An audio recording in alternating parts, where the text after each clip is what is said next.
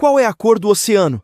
Pergunta capciosa. São todos os tipos de cores, azuis, verdes, vermelhos, amarelos e um redemoinhos de todos os itens acima. E estas cores podem dizer-nos muito sobre o que se passa logo abaixo da superfície, o que está prosperando ou mudando, ou pode representar uma ameaça. Há mais de 20 anos, a NASA observa a cor do oceano com tecnologia que tem, mais de 20 anos. E isso ensinou-nos muito sobre a saúde dos ecossistemas oceânicos, mas há detalhes que simplesmente não podemos ver. Aí entra a PASSE, a missão de plâncton, aerossol, nuvem e ecossistema oceânico. Com os novos instrumentos do PASSE, olharemos para os oceanos, lagos e rios do nosso mundo em um arco-íris inteiro que valem a pena observar em cores e muito mais, dando-nos novos insights sobre as comunidades marinhas, o ciclo do carbono e estudos climáticos. Então, vamos dar uma olhada nas 5 melhores cores do oceano de todos os tempos. Este é o oceano aberto. Aqui, os oceanos absorvem os comprimentos de onda vermelhos mais longos e dispersam os azuis. Nestas vastas extensões de azuis mais profundos,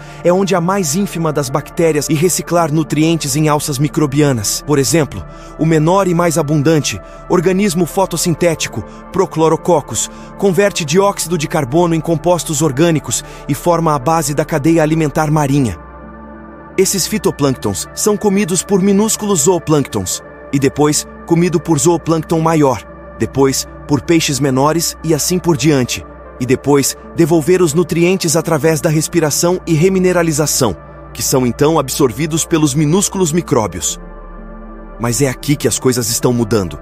Esses azuis profundos estão ficando mais verdes com o aquecimento do clima.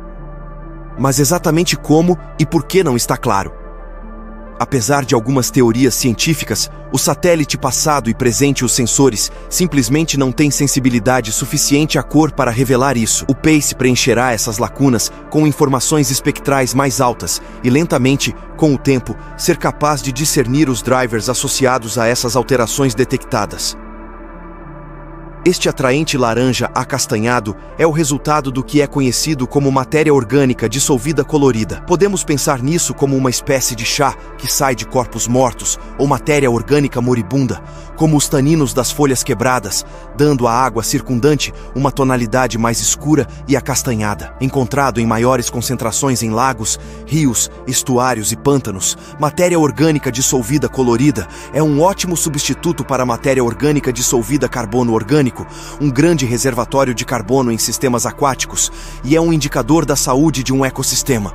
Muito parecido com uma xícara de chá turva, níveis mais elevados desta matéria orgânica não deixam passar tanta luz, mudando a disponibilidade de luz para organismos semelhantes a plantas no meio ambiente. Com as medições hiperespectrais do Ocean Color Instrument da PASSE, mesmo nos comprimentos de onda ultravioleta, seremos capazes de diferenciar fontes dessa matéria orgânica e entender melhor a transferência de carbono através da terra e para as regiões costeiras. Um verde acinzentado em um grande lago como este pode significar danos potenciais de uma proliferação de algas verde-azuladas conhecidas como cianobactérias. Dependendo do tipo e da abundância, as cianobactérias podem se espalhar toxinas para a vida aquática e humana. Em 2019, o Lago Erie viu o florescimento do microcistes. As cianobactérias formam uma espessa camada de espuma cheia de uma toxina, o que representava um grande risco para a água potável. A toxina microcistina pode causar danos, tonturas, dormência e vômitos. Os pesquisadores estão ansiosos para usar as informações hiperespectrais do PASSE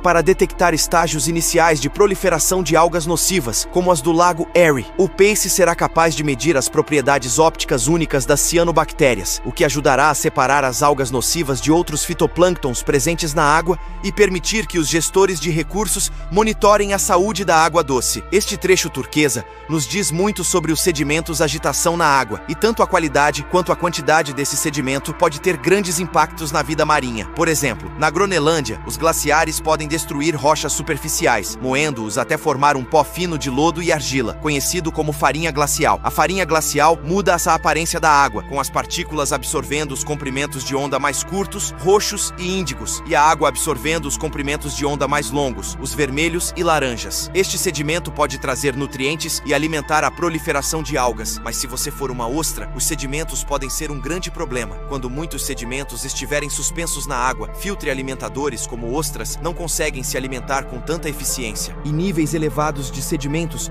podem estar associados ao aumento de bactérias víbrio prejudiciais, o que pode causar doenças e até morte quando essas ostras são comidas. Hiperespectral do PACE, medições verão muito mais variabilidade na refletância e nos fornecer melhores estimativas de água, clareza e tamanho de partícula. E esses dados poderiam ser usados pelos produtores de ostras que monitoram a saúde da população de moluscos.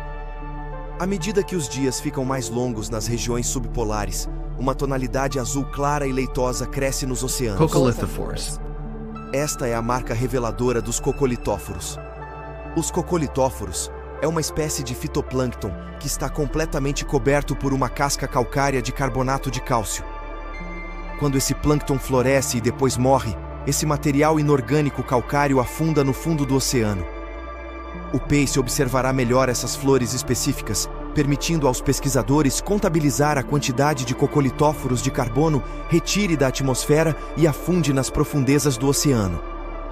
Se tudo isso, as cores podem nos dizer o que está acontecendo com nossos ecossistemas, nossa saúde, nosso clima, então a resolução aprimorada do PACE revelará novos níveis de detalhes sobre como os humanos e a água estão conectados em um mundo em mudança.